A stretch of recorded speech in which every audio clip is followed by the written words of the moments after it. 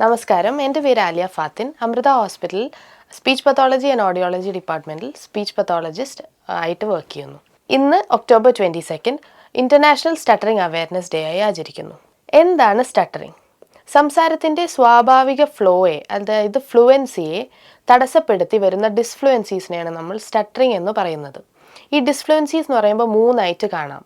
ആവർത്തനങ്ങൾ, അതായത് റെപ്പറ്റീഷൻസ്, പിന്നെ പ്രൊലോങ്ങേഷൻസ്, അതായത് നീട്ടി പറയുന്നതും, അതുപോലെ തന്നെ ബ്ലോക്കുകൾ, അതായത് തടസ്സപ്പെടുക, സംസാരിക്കുമ്പോൾ തടസ്സം വരുന്നതും. ഇങ്ങനെയുള്ള 3 ഡിസ്ഫ്ലുവൻസീസാണ് നമുക്ക് മെയിനായിട്ട് സ്റ്റട്ടറിംഗ് ഉള്ള ആൾക്കാരിൽ കാണാൻ പറ്റുന്നത്.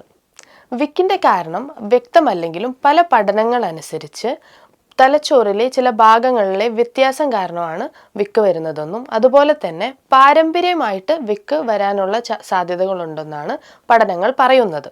ചെറിയ കുട്ടികൾ നടന്നു തുടങ്ങുമ്പോൾ നമുക്കറിയാം അവർക്ക് അവരുടെ വേഗത ബാലൻസ് ചെയ്യാനായിട്ട് പറ്റില്ല. അതുപോലെ തന്നെയാണ് അവർ സംസാരിച്ചു തുടങ്ങുമ്പോഴും ഒരുപാട് കാര്യങ്ങൾ പറയാനുള്ളതുകൊണ്ട് അവർക്ക് ചില സ്ഥലങ്ങളിൽ സ്റ്റക്കായി പോവുകയും അതുപോലെ തന്നെ റെപ്പിറ്റിഷൻസ് വരികയും ചെയ്യും. അത് അവരുടെ നോർമൽ ഡെവലപ്മെൻറ്റിൻ്റെ ഒരു ഭാഗമാണ്. അതിന് നോർമൽ നോൺ ഫ്ലുവൻസി അല്ലെങ്കിൽ NNF എന്ന് പറയും. പക്ഷേ ഈ ഒരു പ്രശ്നം, ഈ ഒരു ബുദ്ധിമുട്ട് ഈ കുട്ടികൾക്ക് അറിയുകയോ അവർ അവെയർ ആയിരിക്കുകയോ ഇല്ല.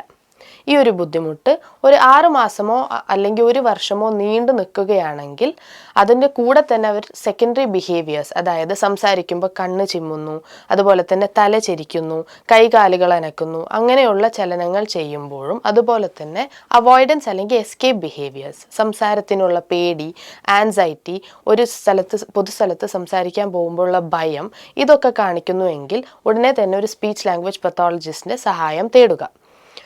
സ്പീച്ച് തെറപ്പിയിലൂടെ അല്ലെങ്കിൽ സംസാര ട്രെയിനിങ്ങിലൂടെയാണ് നമ്മൾ സ്റ്റട്ടറിങ്ങിനുള്ള ട്രീറ്റ്മെൻറ്റായിട്ട് അല്ലെങ്കിൽ ചികിത്സാ രീതിയായിട്ട് പറയുന്നത്.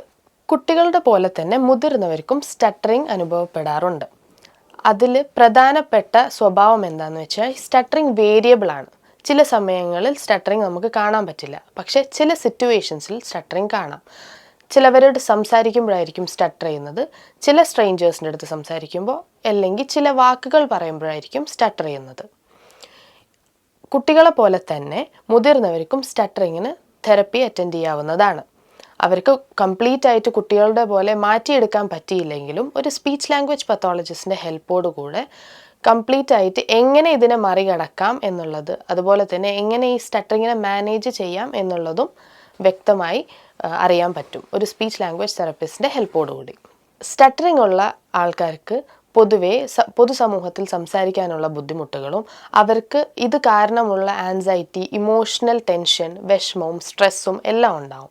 അത് കാരണം നമ്മൾ അവരുടെ അടുത്ത് നെഗറ്റീവായി റിയാക്ട് ചെയ്യുകയോ ദേഷ്യപ്പെടാൻ പോവുകയോ അവരോട് റിപ്പീറ്റ് ചെയ്യാൻ പറയുകയോ, മാത്രമല്ല ഒരു കാര്യം പറയുമ്പോൾ അത് കറക്റ്റ് ചെയ്യാണ്ടിരിക്കാനും ശ്രമിക്കുക. അവരുടെ നോർമൽ സ്പീച്ച് എങ്ങനെയാണോ നോർമലി ഒരാളോട് സംസാരിക്കുന്നത് അതുപോലെ തന്നെ അവരെയും കാണുക. ഒരിക്കലും അവരോട് നെഗറ്റീവായിട്ട് റിയാക്ട് ചെയ്യാണ്ട് ഇരിക്കുക.